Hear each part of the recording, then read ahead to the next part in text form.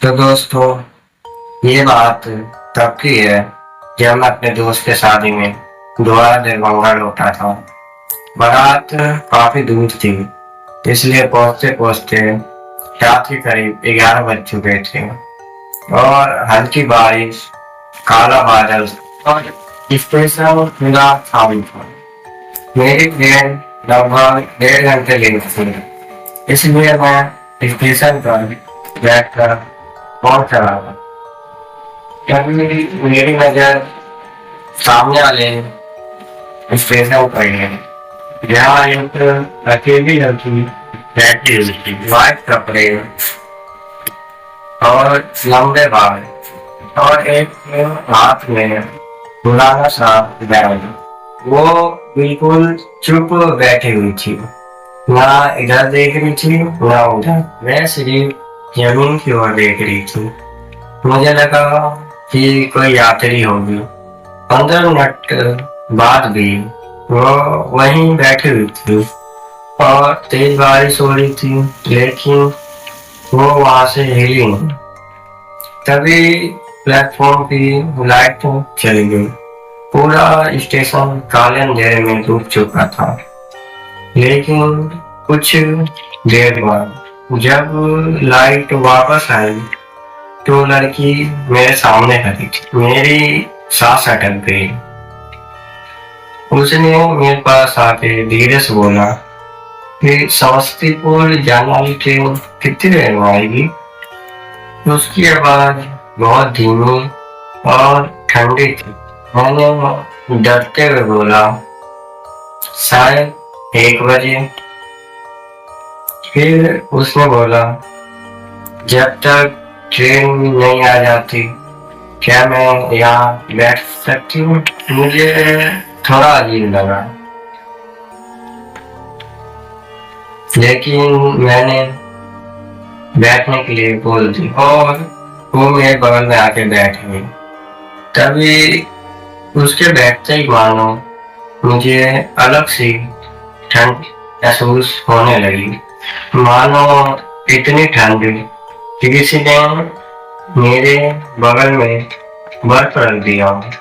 मैंने उसकी तरफ देखा, उसके पैर उल्टे थे, मानो ये देख के मेरा रूह कांपा। मैंने अपनी नजर हटा ली।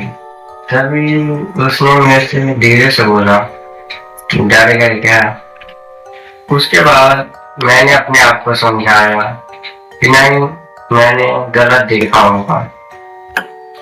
मैंने उसकी तरफ देखा, वो मुस्कुरा रही थी, लेकिन उसकी हंसी इंसानों जैसी नहीं थी।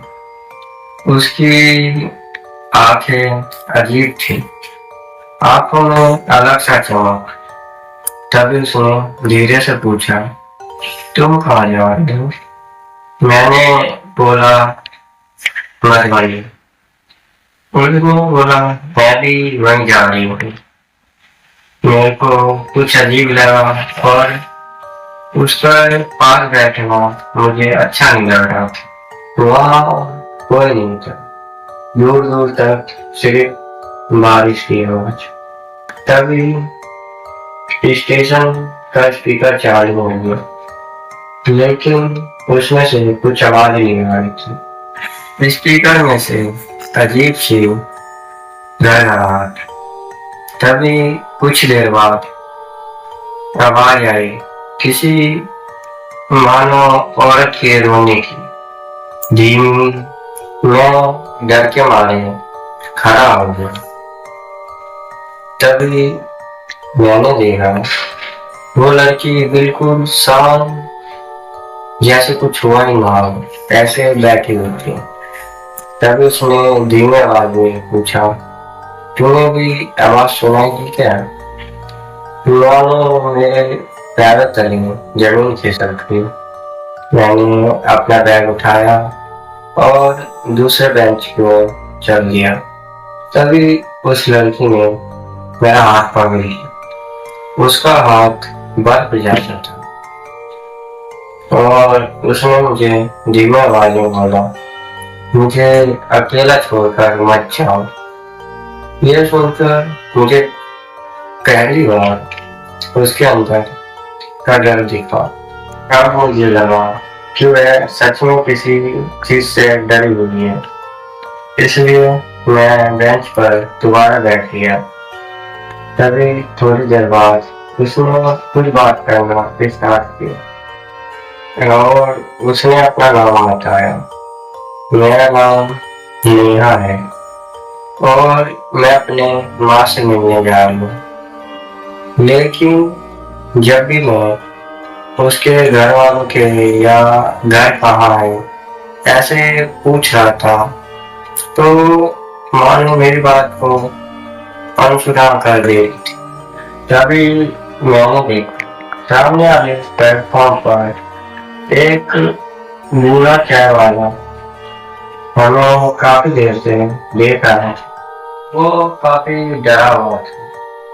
तो धीरे धीरे मेरे पास आया और मेरे से धीमी आवाज में बोला, बेटा उसके साथ मत बैठ। और वो मेरे शरीर में सिरन डोल। मैंने पूछा ऐसा क्यों?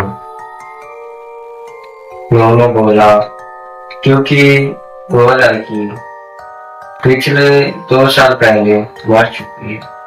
मैं उठा और मेरे हाथों से फोन गिर गया।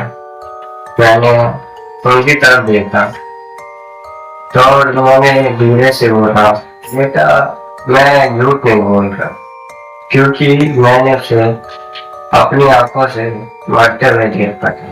मानो मेरे शरीर में ठंड दौड़ गई। मैंने धीरे से मुड़कर उस लड़की की तरफ देखा, लेकिन वो बिल्कुल शांत बैठी हुई थी।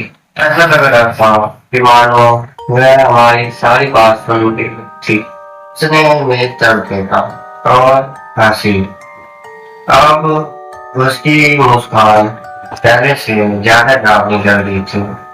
तभी स्टेशन की लाइट फिर से कट गई और सिर्फ अब बिजली कड़कने की रोशनी दिखाई दे रही थी।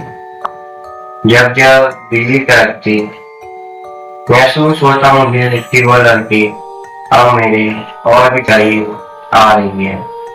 पहले बेंच पर और फिर मेरे बिल्कुल पास। मेरी सांसें तेज चलने लगी। मैं उठकर खड़ा हो गया और उससे दूर हट गया। तभी उसकी अंधेरे में धीमी आवाज आई, तुम भी मुझे छोड़कर चले जाओगे? अब मुझे डर के साथ उसकी दुख भरी आवाज भी सुनाई दे रही थी। कुछ देर बाद स्टेशन की लाइट वापस आ गई और वो लड़की अपनी जगह पर बैठी हुई थी। मानो ऐसा लग रहा था कुछ हुआ ही ना हो। मैंने उससे पूछा, तुम कौन? उसने धीमी आवाज में बोला, अगर मैं तुम्हें बता दूं तो क्या तुम रुकोगे? मैं चुपचाप बैठा। मैंने कुछ नहीं बोला। पर बारिश तेज हो चुकी थी और स्टेशन और भी डरावना लग रहा था।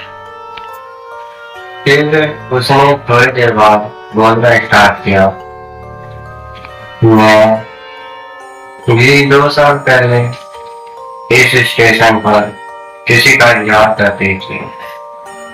उसने मुझे भरोसा दिलाया था कि वो मुझे घेरों में लुटाएगा। उसके आंखों में आंसू आ रहे थे। उसने बोला, वो कभी नहीं आया। उस रात भी ऐसी ही तेज बारिश हो रही थी। मैंने उसे बार बार कॉल किया लेकिन उसका फोन स्विच ऑफ आ रहा था। अब उसकी आवाज धीरे धीरे टूट गई थी।